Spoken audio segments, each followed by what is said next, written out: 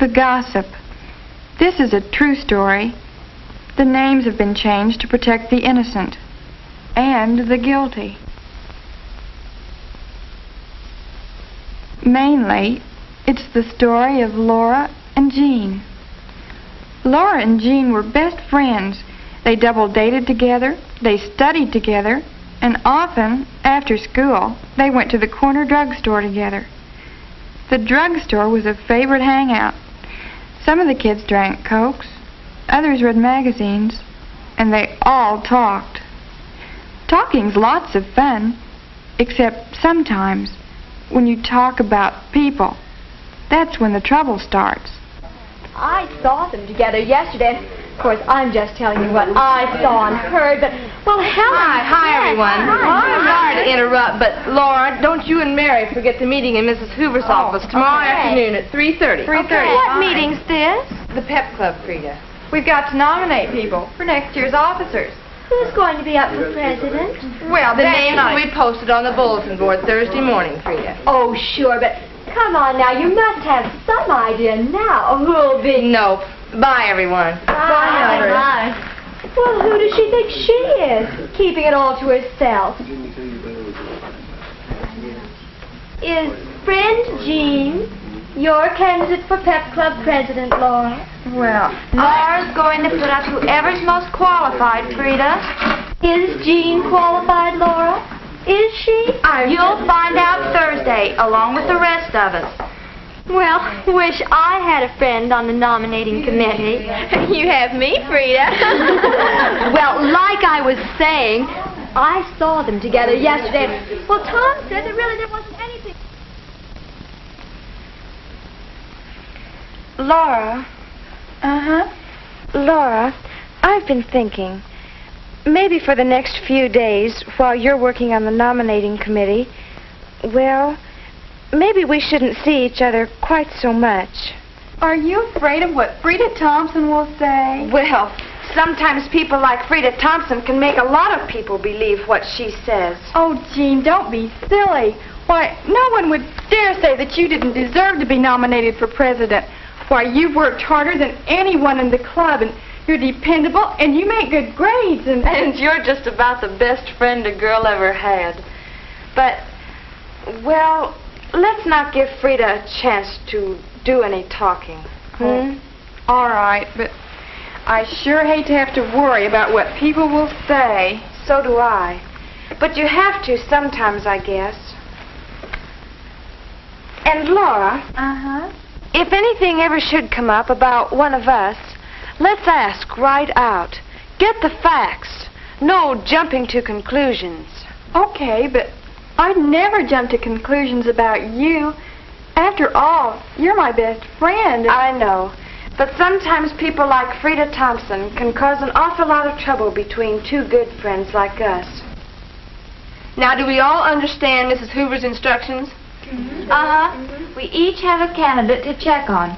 We're to check with faculty members as to grade and personality qualifications, And then we make a report on these things, bring the reports back, and draw up a final slate of the girls based on our findings. Can we go now? Just a minute. Yes, Mary? I don't think it's fair to ask Laura to check on Jean, since they're best friends and all. Well, I'm sure Laura will be objective about it, Mary. Oh, yes, Mildred. I'm sure Laura will be objective about it.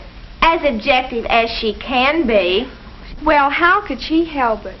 We all know pretty well what Jean's qualifications will be. Well, sure. I'm just saying I think it'll look funny for Laura to check on her best friend. Are you saying that, or is Frida Thompson saying it? What do you mean? Okay, hold it. The assignments have been made, and that's that. Now, there's one more thing on Mrs. Hoover's instructions. Then can we go? Yes, then you can go. Here it is. Remember, girls, we have to do a lot of talking about people in this office.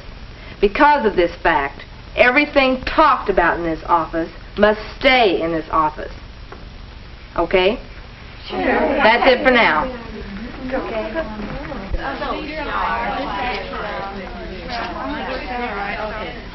Okay, bye.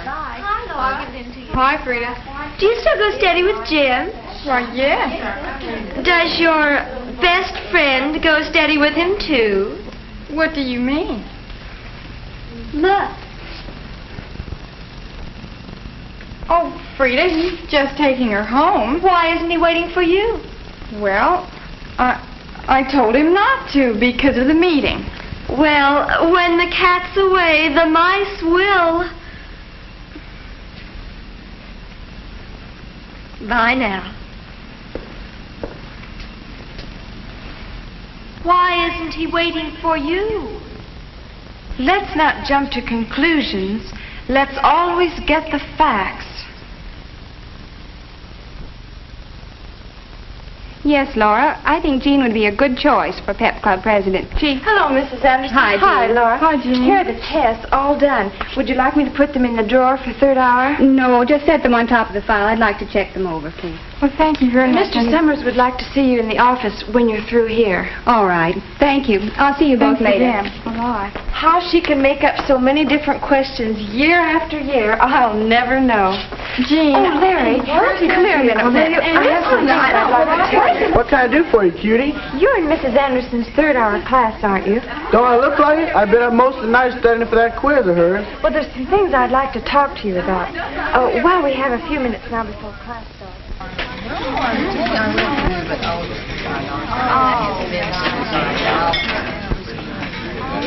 Mrs. Anderson handed back our test papers this morning. Our boy Larry here got an A. So what? So you must have talked to the girl who mimeographed the test. Jean Brownlee mimeographed him. Helpful, wasn't she? Jean and I were talking the other day in Mrs. Anderson's room about the party we were going to do. Got answers, you mean. Oh, what color? Big news, big news. Guess who I saw exchanging notes in study hall? I know, teacher. Jim O'Donnell and Jean Brownlee. But I thought Jim was going steady with Laura. That's exactly what makes this big news. Oh, Frida, don't be silly. Exchanging notes doesn't mean a thing. Well, I'm just telling you what I saw, and seeing's believing. Not always. Well, just yesterday after the meeting, then I... Well, why didn't somebody tell me? I did.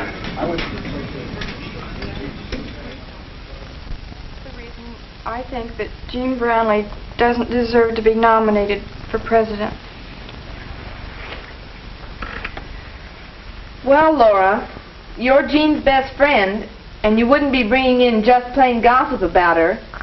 But somehow it just doesn't seem like Jean did help people cheat on a quiz. Oh, I don't know. She makes pretty high grades for someone who has so many outside activities. She's smart, that's why. Sure, she's smart, but she's also human.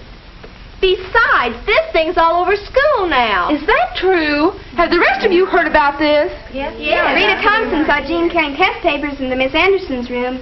Oh, well, What do you mean by, oh, well? just that sometimes Frida sees more than there is to see. Jean's best friend saw her with the test papers, too. Didn't you, Laura? Yes. Larry Smith wasn't the only poor student to make an A on that test.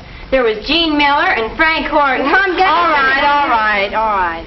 This is getting a little messy. We probably ought to talk to Mrs. Hoover about it. Why can't we take care of it? Look, Mildred, we all like Jean. But let's admit it, this thing's all over school. If we put Jean's name on the slate now, every girl in the PEP Club would be screaming about it. I agree. And I move we drop Jean Brownlee's name from the slate. How about Cynthia Smith? All right. You win. We'll put Cynthia's name on the ballot and scratch Jean's off. But don't forget what Mrs. Hoover said. Everything that's said in this office stays in this office. Now, Jean will probably feel real bad that she's not on the ballot anyway, so let's not make it any worse. All right, now about the other officers. Let's go to class, Bob.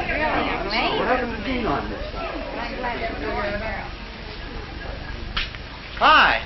Say, thanks for helping me with this gift, Jean. Hey, what's the matter? Your name won't fade off. Cynthia Smith. Well, I'll be. Oh, look, Jean, it's only an office. Why, 20 years from today, you won't even remember it. Oh, I'll remember it all right. 'Cause it's my best friend's birthday. See you later, Jim. Bye. Golly, Jean, I'm sorry about your not getting on the PEP Club slate. Everyone who's up there will do a fine job, I'm sure. Jean, there's something I want to tell you for your own good. Now, I can't tell you who told me, but, well, I know why you didn't get on the PEP Club ballot. You see, when Laura came into the meeting the other day, it came up about that cheating on the test in Miss Anderson's room. And, well, you mimeographed the test, and Laura saw you talking to Larry Smith that afternoon. I don't understand. It's not true. None of it's true. Laura, you know I wouldn't do a thing like that. Why didn't you come and ask me about it? We weren't supposed to talk about it outside the meeting. You weren't. I don't understand. I thought we were always going to get the facts before we jumped to conclusions. I thought I had the facts. But you didn't. You didn't. Jean, you're making it worse than it really is. No, I'm not. It's a big lie. You can live it down. Why? Why do I have to live it down? Why do I have to live down a big lie? Laura, who started it? Tell me, who started it? I can't. Why?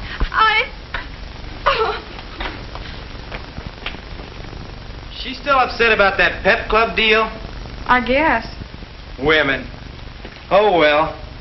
Say, happy birthday. Here, take it. Why, thank you, Jim, but I thought you'd forgotten. Why should I forget? I don't... Oh, Jim, a friendship bracelet. How did you know I wanted one? Your best friend told me. Oh? Yeah, boy, that Jean's a swell gal. You know how I hate to shop for things for girls. The clerks look at you so funny and everything. Well, Jean did all the shopping while I drove her around. She even wrapped it for me last night. And oh, you know what else she did? She heard about Mrs. Anderson leaving next year, and she and Larry Smith and some of the other kids are arranging a farewell party for her. And oh, and did you hear the lowdown on the good grades in Mrs. Anderson's third-hour class? Seems Tom Gunnison found a copy of the test in the mimeograph room and started circulating it. Hey, what's wrong with you? Look, if that was a dirty deal about Jean's not getting on the PEP ballot, just tell me. Laura, what's wrong? Nothing's wrong. Go away.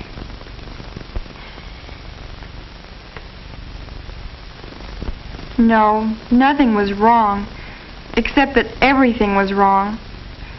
Can Laura do anything to help Jean now that she's sorted the facts from the gossip? How can you tell the difference between fact and gossip? What do you think?